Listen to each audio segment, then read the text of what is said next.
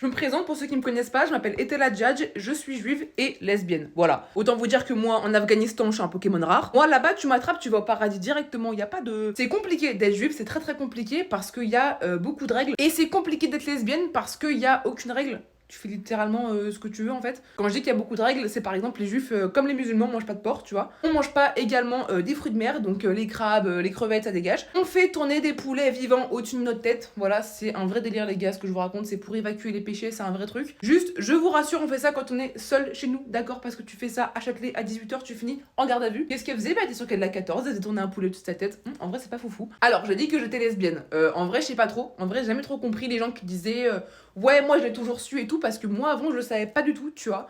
Parce que moi avant je sortais avec des mecs, et c'est marrant parce que mon ex-mec, lui, il supportait une équipe de foot, il supportait une équipe de basket, et moi il me supportait pas, tu vois. Du coup, j'ai dû annoncer aux gens que j'aimais les filles, et c'est là où j'ai compris vraiment le point commun entre être juive et être lesbienne, c'est que dans les deux cas, tu dois l'annoncer. Quand je suis avec des non-juifs et que je dis que je suis juive, on me dit ah ouais.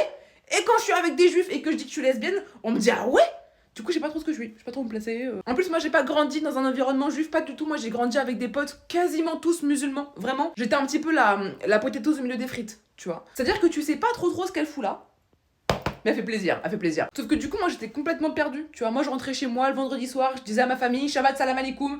Ma mère, elle me regardait, elle me disait, Ethel, tu mélanges tout, on dirait ton orientation sexuelle. Parce qu'on va pas se mentir, les juifs, c'est pas forcément les plus ouverts d'esprit sur ça, tu vois, sur les gays, les bi, lesbiens, machin et tout. Dans la communauté, c'est un petit peu l'équivalent de manger du porc. C'est-à-dire que tout le monde sait que ça existe, mais personne veut en parler à table, vraiment pas. Et moi, comme je suis sur les réseaux sociaux, j'ai voulu vous annoncer que j'aimais les filles, et je me suis pris plein de réflexions des juifs qui me disaient mais est-elle dans la religion, c'est interdit d'aimer les filles? Et moi j'étais là, oui les gars je sais, c'est-à-dire qu'à la base dans la religion c'est interdit de manger des moules, donc si tu veux c'était déjà assez clair comme ça, tu vois. Et moi j'ai voulu annoncer à ma famille en plus que j'aimais les filles. Alors dans ma vie j'ai eu beaucoup d'idées de merde, mais annoncer que j'aime les filles à une famille marocaine et algérienne, top 3.